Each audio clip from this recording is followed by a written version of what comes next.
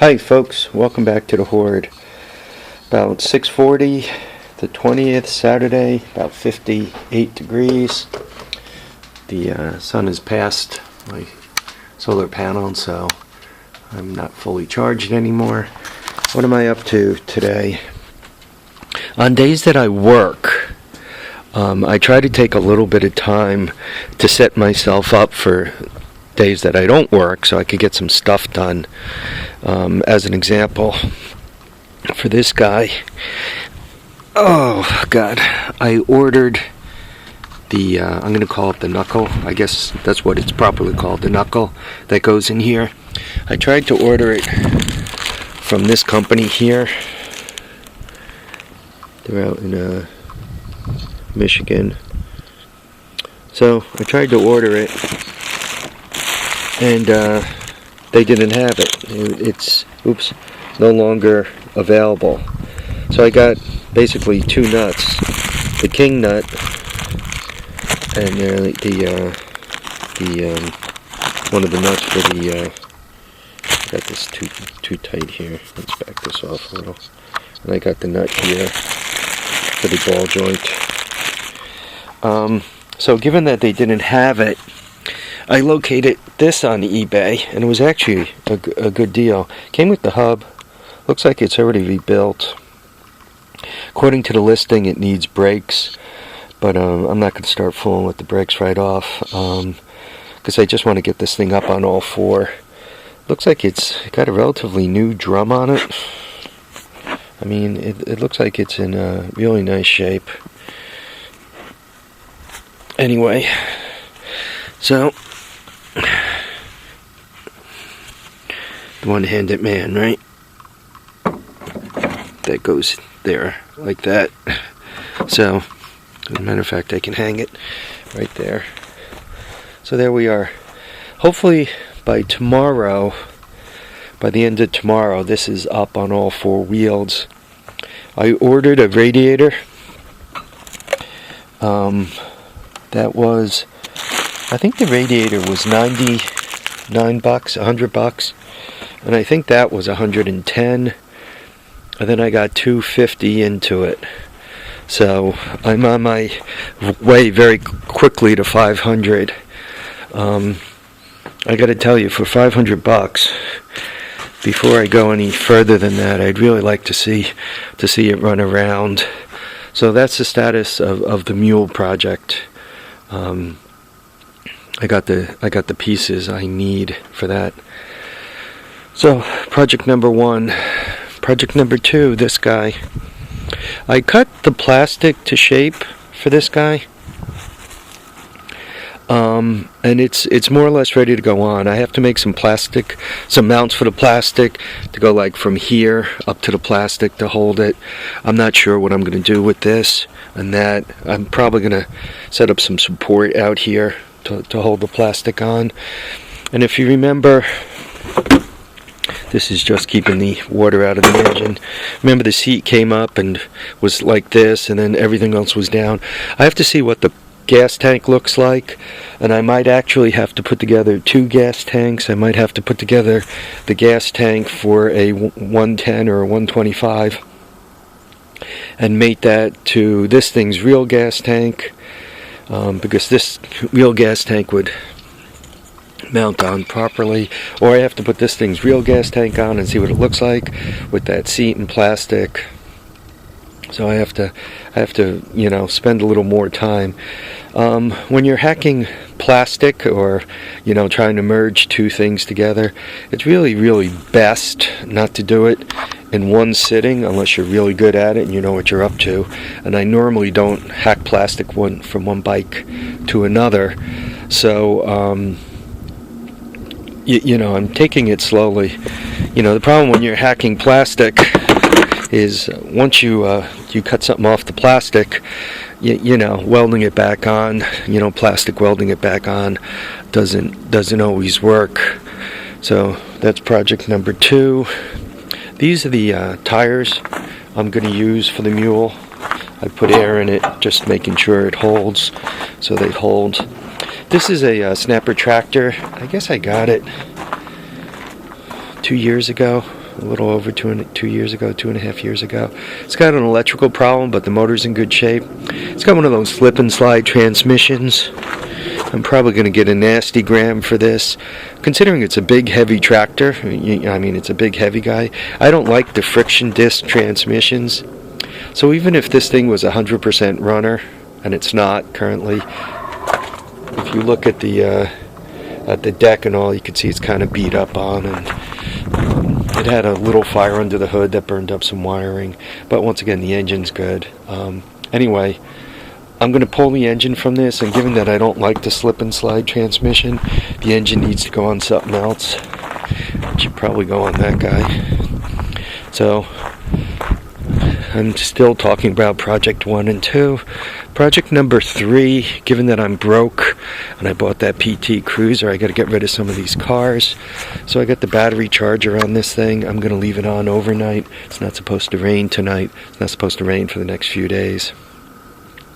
So I got this battery charging. It'll probably fire up right now. I mean, it's only charging at the 4 amp rate, so it should be safe to leave that on overnight. So let's call that project 3. Project 4, given that I'm broke, I'm kind of running through the hoard, taking a quick look around to see what could disappear. This motor was part of a big deal. I got this motor, that golf cart, the 2-stroke night golf cart there. I got a bunch of this crap too. This pressure washer, these lawnmowers, Welcome Rabbit. That's one of those bigger walk behind mowers. So I got those. I got the workhorse here, the Easy Go workhorse. You know, I was just telling my buddy I haven't seen any rabbits lately. He likes to hunt here, so I told him to try to conserve the rabbits, let the population come up a little bit. I have some coy dog, fox and so forth here, so I think they've been beaten up on the rabbit and the squirrel population. So I asked him to kind of take it easy on it. Anyway, this Easy Go Workman, that was part of the deal.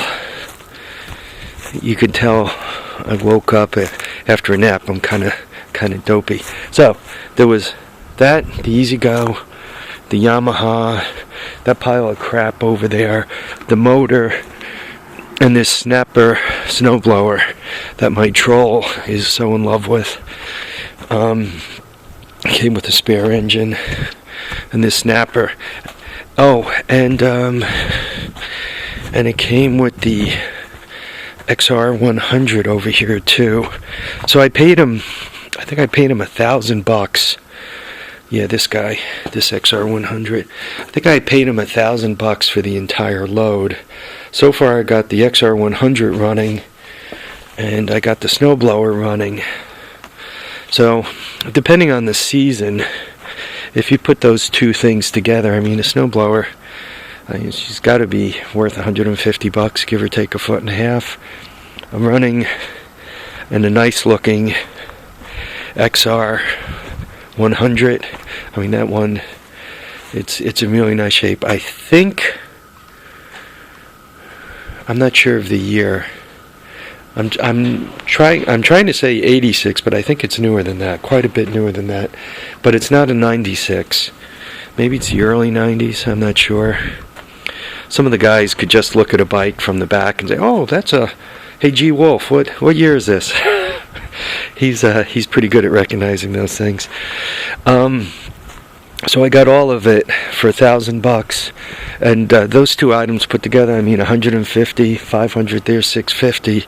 What I'm going to do is that outboard's in the truck because it's going to the flea market with me. I asked a buddy of mine to try to sell it. I figure it's probably worth about $50 in scrap, so that's what I'm after for it. I want $50.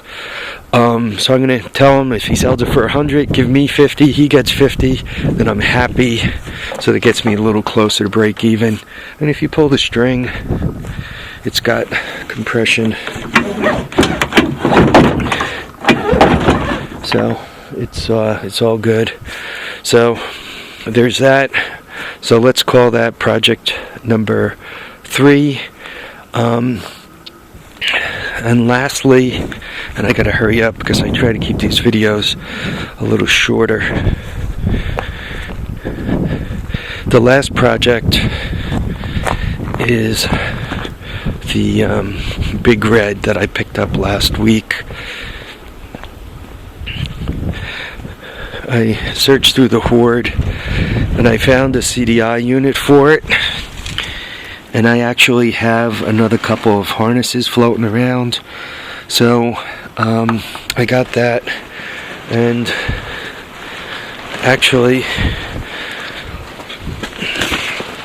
I went through the trouble. The bike claims to be an 86, but it was built in 85. So if you look at the wiring diagram, it's actually got a 1985 wiring diagram. And you can tell by the connector on the CDI unit. The older ones are round. The newer ones, 86, 87, are square. As a matter of fact, there's 2 square plugs. A big one and then a smaller one with only 2 connectors. This is where I get the diagrams from. So, Three-Wheeler World, they've done a good job. As a matter of fact, there's a harness right here, and also these are spark plugs for the golf cart. So let's call that 4 projects. So I got 4 projects cooking. Let's see how many of them move along nicely. Other than that, I want to get the Escort out of the garage. I've been wanting to take the radio out of it, and I need some nut and bolts to put some of these projects together. So I'm going to grab some nut and bolts. Around here, they pay you 7 cents a pound title weight, and they come pick up cars. So I'm thinking of getting rid of. I'm thinking of selling that white Kia, the purple Kia, and the Escort. I think I'm going to get hauled away for weight. I think between the 2 cars I got about 5,000 pounds, and 5,000 pounds would be about $350. And I think I could grab the catalytic converters, though I don't know if it's worth it or not. I'm not sure what a catalytic converter's worth.